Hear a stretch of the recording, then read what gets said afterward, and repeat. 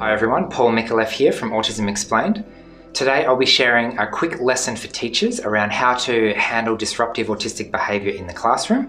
And it's been inspired by one of Hannah Gadsby's comedy routines where she kind of unwittingly breaks a teacher by asking an endless string of seemingly random questions like, can I eat the box? Am I made of box? What's the penguin made of? And things like that.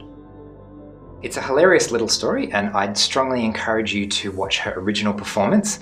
But as easy as it is to just sit back and laugh at the comedy value of this situation, for the teacher involved, it's a really serious question. Perhaps you've had a similar experience yourself where a student keeps diverting the energy and interest away from what you're trying to focus on.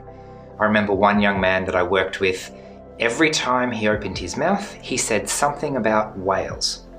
How do you work with that? So in this video, I'll start by sharing some insight about what it feels like from the autistic perspective, and then I'll get into a few quick examples of how to leverage that energy and enthusiasm in a way that builds a bridge and allows for connection. If someone is in their own world, instead of trying to drag them out, we first need to meet them where they're at. Think of it like a Venn diagram. We've got my world and your world. Find the common ground, meet us halfway, take us with you. So let's start with a quick empathy exercise, trying to understand my student who can't stop talking about whales. What must the inside of his head look like if everything that he says has something to do with whales? It must be floor-to-ceiling thoughts about whales.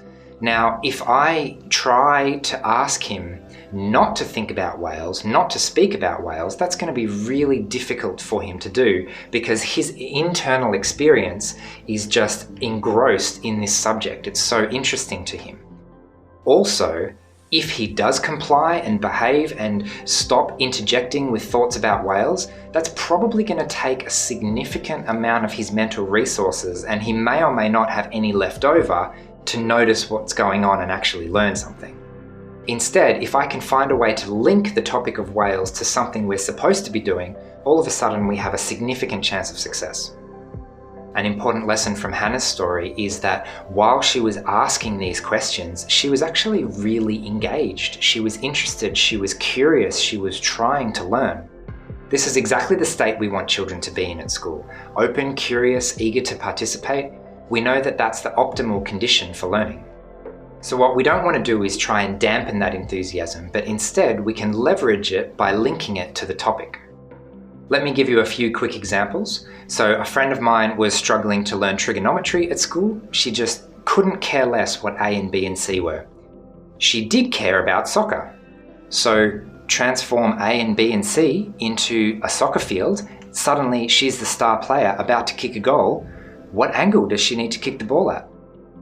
Or another example, a primary school student that I worked with would like to draw constantly. So we let him draw. We set him up at a table with a piece of paper and everyone else was sitting in the circle up the front and he was sitting at his desk, completely engaged, even answering questions. If we had insisted that he sit up the front with everyone else, his mind would have been completely taken up with thoughts about drawing. Remember the Venn diagram? Find the common ground and meet us halfway. In the movie Life Animated, the young boy stopped talking, seemed to lose all his language and completely withdraw into himself. Until one day his father reached him by talking to him as a puppet from one of his favourite Disney movies, entering his world and communicating a way that he understood and felt comfortable with.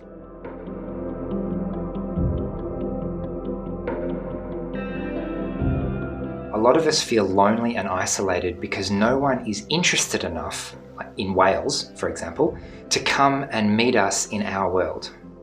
You can reach us, you can build a bridge that helps us to connect.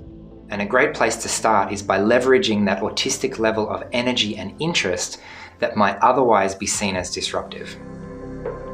So finally, to all the teachers out there who are already doing this, I just want to say a big thank you because your efforts are making a huge difference to those students, and I really hope that others can learn from your example. So thanks for watching. Please subscribe to our channel and share this video, and we'll see you again next time. Bye.